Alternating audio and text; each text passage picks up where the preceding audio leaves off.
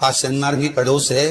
कहते हैं शनि प्रदोष के दिन आपके पास में कोई व्यापार नहीं, कोई दुकान नहीं, कोई सर्विस नहीं, कोई नौकरी नहीं। शंकर जी के मंदिर पर दिया, बेलपत्री के वृक्ष के नीचे दिया, आंवले के वृक्ष के नीचे दिया और अपने घर के दरवाजे पर दिया। ये 4 स्थान पर दिया खाना प्रारंभ करो। बाबा इशारा कर गई। शनिवार भी अगर प्रदोष पड़ती है तो शिव शमी के वृक्ष के नीचे रहते हैं। ये शनिवार की प्रदोष सुख और शांति देती है। प्रदोष का समय, प्रदोष काल शाम के समय पर कटोरी में सरसों का तेल ले, किसी मंदिर में जाकर सरसों का तेल शिव पर चढ़, तेल चढ़ते समय शंकर जी शिवलिंग पर त्रिपुंड बना दे और अपनी मनोकामना पूर्ण करे। और जितने ग्रह नष्ट देने वाले हैं वो सब आज शनि सबके दोष मिटा देता है। शंकर भगवान के मंदिर में आज शनि प्रदोष के दिन मंदिर में नहीं तो घर में अगर शंकर का शिवलिंग है तो एक दिया अवश्य लगाओ। शनि महाराज जीवन का सुख लान। यदि आपको कहीं से शमी पत्र मिल जाए, प्रदोष के दिन यदि कहीं से आपको शमी पत्र मिल जाए और प्रदोष काल में, प्रदोष का जो समय होता है शाम का जो समय होता है प्रदोष काल, 4 प्रदोष 5 प्रदोष आप कर देखिएगा कि आपका कोई काम है, कोई नौकरी के लिए आप अप्लाई कर रहे हैं, कोई समस्या बड़ी विकट आ गई है, कोई तकलीफ कोई तकलीफ विकट आ गई है, कोई समस्या विकट आ गई है, प्रदोष की प्रदोष काल में अगर एक शमी पत्र भी आप घर के शिवलिंग को, अब ये करने के लिए आपको मंदिर पे शिवलिंग नहीं जा, अपने घर में जो शिवलिंग, चाहे वो स्फटिक का हो, पारद का हो, कंकर शंकर का हो, लकड़ी का हो, जो शिवलिंग तुम्हारे घर में, कांच का हो, चाहे वो नर्मदा के कंकर का हो, नर्मदेश्वर हो, पाषाण का हो, जो शिवलिंग चांदी का हो, सोने का हो, तांबे का हो, पीतल का हो, एक शमी पत्र यदि आप भगवान शंकर के शिवलिंग पर समर्पित कर रहे हो और उस शमी पत्र को उठाकर रात्रि को 9:15 की जो एक मुहूर्त होता है, एक समय होता है जिस समय पर हम अपने मन की बात भगवान शंकर को कहते हैं। पूर्व में भी इसका वर्णन हम कर चुके हैं कथाओं। उस 9:15 पर उस शमी पत्र को उठाकर एक कागज में कटोरी में उसको रखते हैं। 4 या 5 प्रदोष के उस शमी पत्र को अपने पास में रखिए और जिस कार्य के लिए जा रहे हो उसको जेब में ऊपर के भाग में उसको रखकर लेकर जाइए। आपका वो कार्य सफल होकर ही रहेगा और रुक नहीं सकता। उस शमी पत्र में इतना बल होता है। प्रदोष का जो शमी पत्र होता है वो बड़ा बलवान हो। अगर कोई गोल से भी शंकर भगवान के शिवलिंग का निर्माण करता है या अपने घर में रखे हुए शिवलिंग पर शमी पत्र को समर्पित कर देता है तो जिंदगी में उसका बाल ना तो हो ही नहीं सकता। प्रदोष के शमी पत्र में बल होता है। प्रदोष के शमी पत्र प्रयास करना, जब जब जिस महीने में जो प्रदोष पड़े तत्परा करे, जब प्रदोष पड़े बन सके 1 बेल पत्र, बन सके 5 दिन पत्र, शमी पत्र, हरे मूंग कलश के अंदर थोड़ा सा पानी लेकर 1 बेल पत्र, हरा मूंग, शमी पत्र डालकर और उसमें थोड़ा सा गुड़ डालकर भगवान शिव का स्मरण कर कर प्रदोष काल में, मान लो कोई काम आपका बहुत जरूरी है, बहुत दिनों से आप थक गए हैं, नहीं हो रहा, कर्जा बढ़ रहा है, धन नहीं आ रहा, व्यापार नहीं चल रहा, या कोई समस्या बहुत होरबल है, कोई एग्जाम में बैठ रहे हो नहीं हो रहा, परीक्षा भी दे दी है, रिजल्ट आने ही वाला है, तो भी प्रदोष काल में, प्रदोष के समय वो जल, मूंग, शमी पत्र और बेलपत्र और गुड़ का शंकर के शिवलिंग को समर्पित करना प्रारंभ कर दो। 2 या 3 प्रदोष करोगे, बाबा आपकी मनोकामना शीघ्र पूर्ण कर। बच्चे जो 12th का एग्जाम दे रहे हैं, IIT की तैयारी भी कर रहे हैं, उनसे निवेदन है कि अपने बच्चों के लिए आपको प्रथम कथा में भी वर्णन किया है कि जब अपना बच्चा एग्जाम देने के लिए जाए, एक काली नरची शंकर भगवान के शिवलिंग पर समर्पित करना है, दूसरी काली नरची दरवाजे की चौखट पर रखना है, अपना उल्टा पांव रखकर घर से निकल जाना है। उस बच्चे को उन्नति की ओर बढ़ जाएगा, एग्जाम में पास हो जाएगा, अच्छे नंबर प्राप्त करेगा, उसकी चिंता न करे, वो जरूर रहे। शमी का जो पत्ता होता है, देखा है कौन? शमी का जो पत्ता होता है, हम पहले रखना में कहा है, जो व्यक्ति मदिरा में डूबा रहता है, नशे में डूबा रहता है, जो व्यक्ति बहुत ज्यादा मात्रा में ये तंबाकू गुटखा या पाऊ चाटी खाता रहता है और उसका गुटखा पाऊ छूटने को ही तैयार नहीं होता, वो बेचारा प्रयास करता है, ऐसा नहीं कि नहीं करता।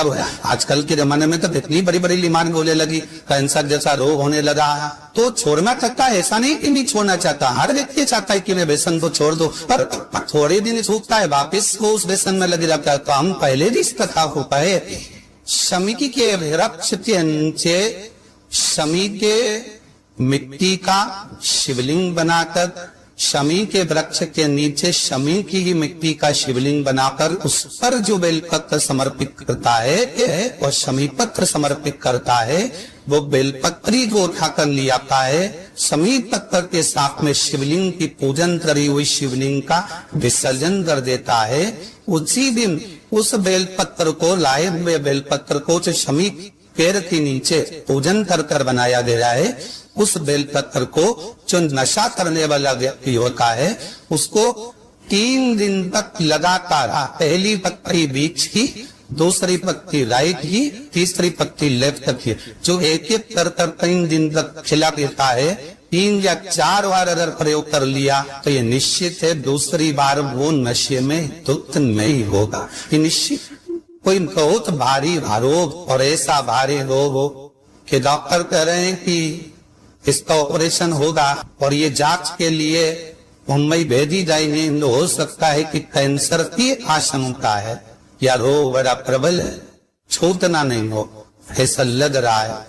अपने को लगता है कि शरीर में इतनी गांठ हो गई, कुछ छूटना नहीं है, कोई ऐसा लग रहा है, तो शिव उड़ा रहे हैं। प्रदोष के दिन शमी के वृक्ष के नीचे प्रदोष काल में शिवलिंग का निर्माण करे और शिवलिंग का निर्माण कर उस पर 11 बेलपत्र समर्पित करे, शमी के पत्ते समर्पित करे, 5 लो शंकर भगवान को समर्पित करे, संपूर्ण पूजन करे, दिया लगाए, पूजन करे, अनुष्ठान करे, अभिषेक करे, जो 11 बेलपत्र समर्पित करी उसको लेकर आए और उस बेलपत्र को खाने के बाद भले वो काट शरीर की फिर भले जाए चेक होने के लिए, कोई रोग हमारे शरीर में आ नहीं सकता, कोई बड़ी बीमारी प्रवेश नहीं कर सकता। प्रदोष काल का किया गया दान, प्रदोष के दिन प्रदोष काल में किया गया पुण्य, प्रदोष के दिन प्रदोष काल में किया गया सत्कर्म, प्रदोष के दिन प्रदोष काल में किया गया पुण्य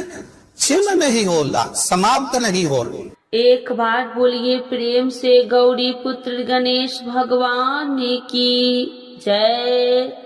आइए भक्तों, आज सुनते हैं शनि प्रदोष व्रत कथा। तो एक बार बोलिए प्रेम से शिव जी की जय, माता पार्वती की जय। हिंदू धर्म में प्रदोष व्रत का विशेष महत्व है। धार्मिक मान्यताओं के अनुसार इस व्रत को करने से मनोकामनाएं पूर्ण होती है और इस दिन भगवान शिव की पूजा की जाती है। जब प्रदोष व्रत शनिवार को पड़ता है तो उसे शनि प्रदोष व्रत कहते हैं। शनि प्रदोष व्रत पौष मास कृष्ण पक्ष 28 दिसंबर 2024 को रखा जाएगा। शनि प्रदोष व्रत के दिन गणाचार्य ने कहा, हे महामते, आपने शिव शंकर प्रसन्नता हेतु समस्त प्रदोष व्रत का वर्णन किया। अब हम शनि प्रदोष विधि सुनने की इच्छा रखते हैं, सो कृपा कह के सुनाइए।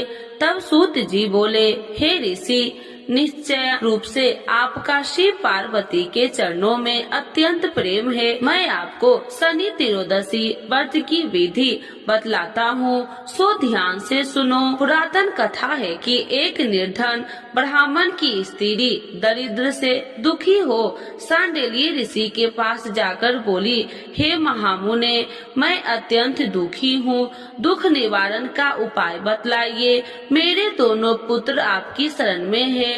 मेरे ज्येष्ठ पुत्र का नाम धर्म है, जो कि एक राजपुत्र है, और लघु पुत्र का नाम सूचिवर्त है। अतः हम दरिद्र हैं, आप ही हमारा उद्धार कर सकते हैं।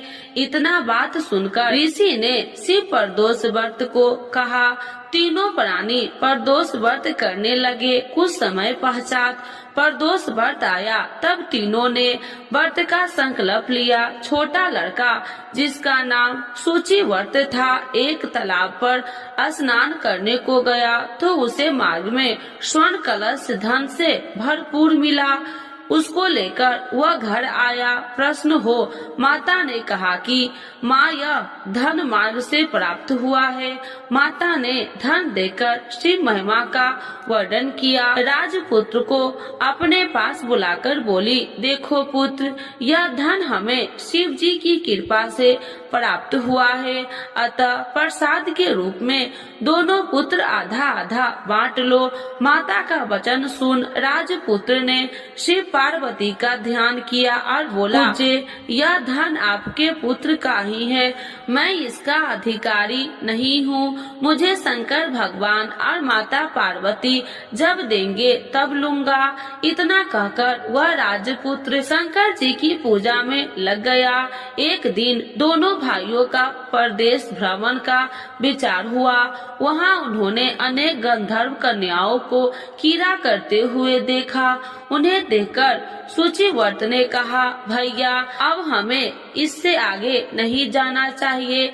इतना कर सूचीव्रत उसी स्थान पर बैठ गया, परंतु राजपूत अकेला ही स्त्रियों के बीच में जा पहुंचा। वहां एक स्त्री अति सुंदर राजकुमार को देख मोहित हो गई और राजपुत्र के पास पहुंचकर कहने लगे कि हे सखियों, इस वन में समीप ही जो दूसरा वन है, तुम वहां जाकर देखो। भांति भांति के पुष्प खिले हैं, वहाँ सुहावना समय है, इसकी शोभा देखकर आओ। मैं यहाँ बैठी हूँ, मेरे पास में बहुत पीड़ा है। ये सभी सखिया दूसरे वन चली गई। वह अकेली सुंदर राजकुमारी की ओर देखती रही। इधर राजकुमार भी कामुक दृष्टि से निहारने लगा। युवती बोली, आप कहाँ रहते हैं? वन में कैसे पधारे? किस राजा के पुत्र हैं? क्या नाम है? राजकुमार बोला, मैं विदर्भ नरेश का पुत्र हूँ, आप अपना परिचय दे। युवती बोली, मैं विदर्भिक नाम गंधर्व की पुत्री हूँ, मेरा नाम अंशुमती है। मैंने आपकी मन स्थिर को जान लिया है कि आप मुझ पर मोहित है। विधाता ने हमारा तुम्हारा संयोग मिलाया है। युवती ने मोतियों का हार राजकुमार के गले डाल दिया। राजकुमार हार को स्वीकार करते हुए बोला कि हे भद्रे, मैं आपको ब्रह्मोपहार स्वीकार कर लिया है, लेकिन मैं निर्धन हूँ। राजकुमार के इन वचनों को सुन गंधर्व कन्या बोली कि मैं जैसा कर चुकी हूँ वैसे ही करूँगी, अब आप अपने घर को जाए। इतना कहकर वह गंधर्व कन्या सखियों से जा मिली। घर जाकर राजकुमार ने सूचीव्रत को सारा वृत्तांत कह सुनाया। जब तीसरा दिन आया तब राजकुमार सूचीव्रत को लेकर उसी वन में जा पहुंचा। वहीं गंधर्व राजा अपनी कन्या को लेकर आ पहुंचा। इन दोनों राजकुमारों को आसन दे कहा कि मैं कैलाश पर गया था, वहाँ शंकर जी ने मुझसे कहा कि धर्मगुप्त नाम का राजपुत्र है जो इस समय राज्य विहीन निर्धन है, मेरा परम भक्त है। हे गंधर्व राज, तुम उसकी सहायता करो। मैं महादेव की आज्ञा से इस कन्या को आपके पास लाया हूँ, आप इससे विवाह करें। मैं आपकी सहायता कर आपको राजगद्दी पर बिठा दूंगा। इस प्रकार गंधर्व राज ने कन्या का विधिवत विवाह कर दिया। विशेष धन और सुंदर गंधर्व कन्या को पाकर राजपुत्र अति प्रसन्न हुआ। भगवान कृपा से वह सपोरांत्र अपने शत्रुओं को दमन करके राज्य का सुख भोगने लगा। तो एक बार बोलिए प्रेम से शिव जी की जय, माता पार्वती की जय।